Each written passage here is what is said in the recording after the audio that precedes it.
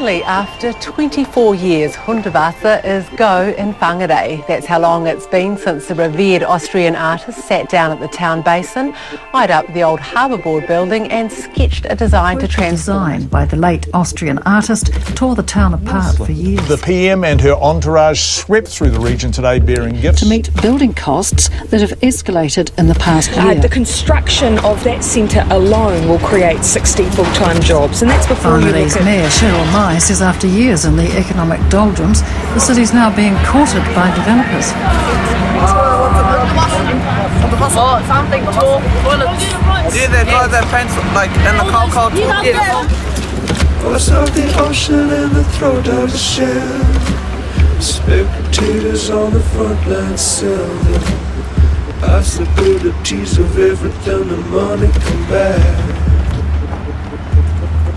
Land of the lone white cloud. Your time is up. The sun beats down. Land of the lone white cloud. Well, I didn't know he was famous. He didn't talk about himself as being this big-time artist or anything. I'd never seen any of his paintings or anything like that, so I didn't know if he was really what he was. He was just this guy with these gumboots and odd socks and shirt buttoned up wrong, colourful hat. Just said he was sent and I might be interested in saying the flag, so I said, let me read about it first. He had pamphlets of what the flag meant, and he didn't go into things lightly. I mean, he was very fussy about how the flag was sewn.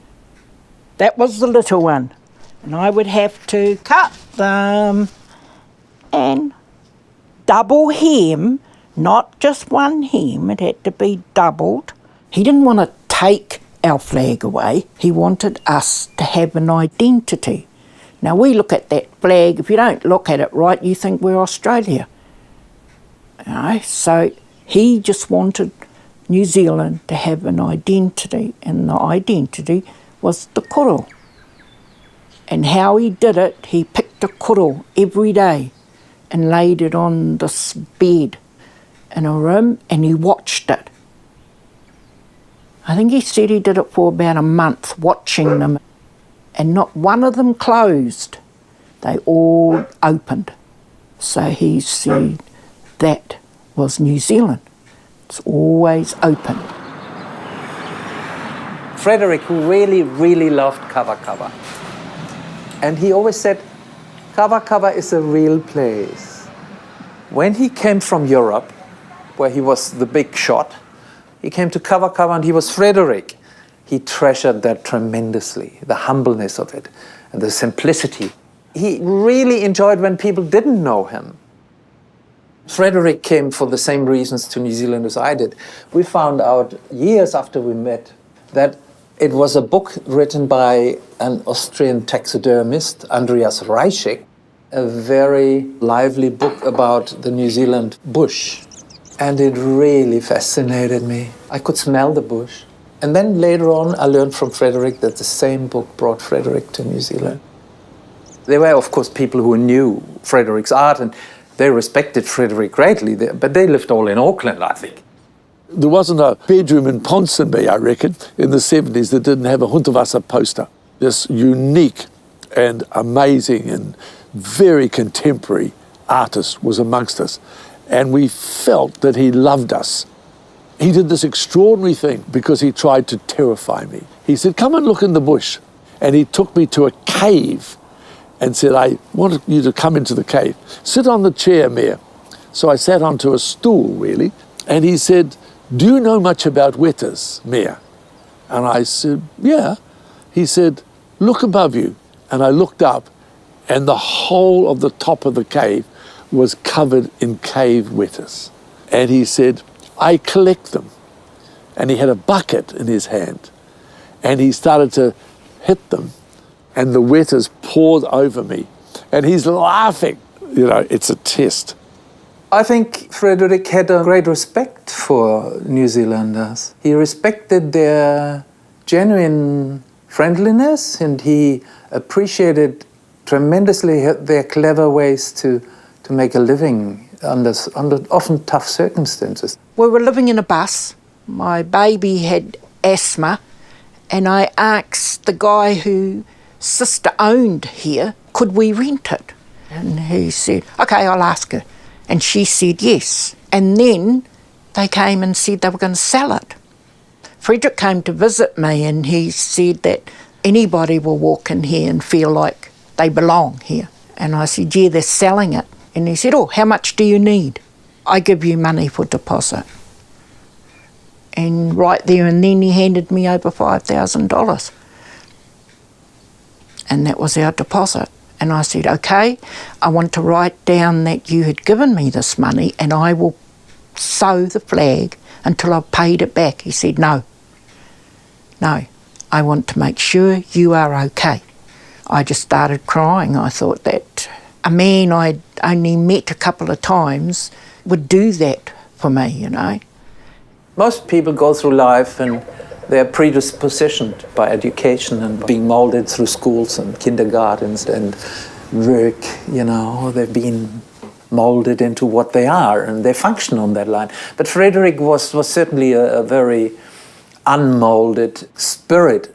I think he was always driven by a thing he was just focusing on, whether it was artwork or a beautiful architecture. His spirit created something very unique and special. Very disciplined and very observant and persistent.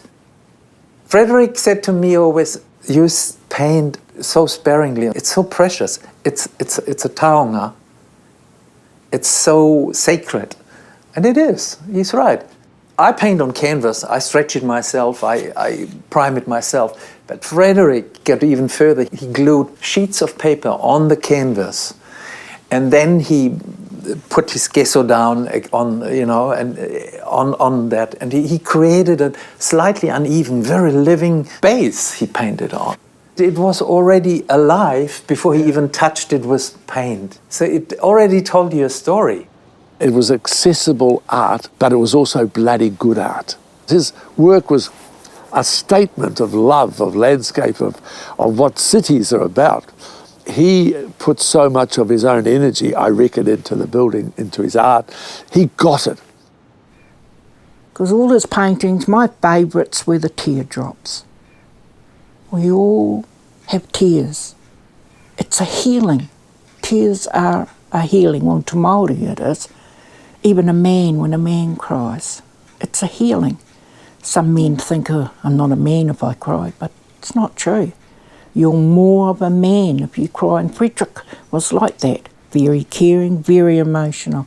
When he walked into a room, peace just came over the whole room. Friedrich was, above all, an ecologist. There were some trees on his land growing too tall. The power board didn't like that, and they said, well, you know, you have to cut those trees down. And Friedrich talked about it.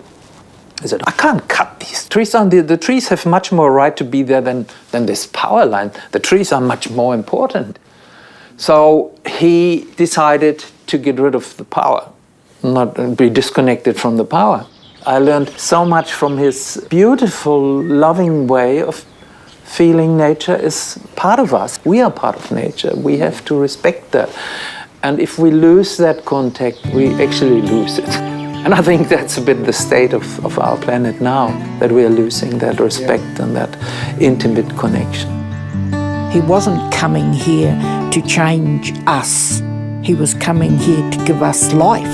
For Hundertwasser, New Zealand was his second home. He loved New Zealand passionately. So we can share, give something back. You know, Hundertwasser spirit lives here too. Pour the wine and raise a glass. Good cheer to friends present and past, to memories fond and not forgotten.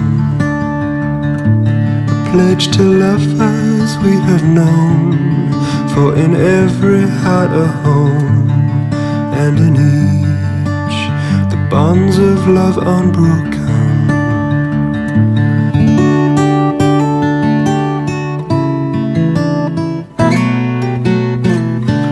Let us toast another year and pray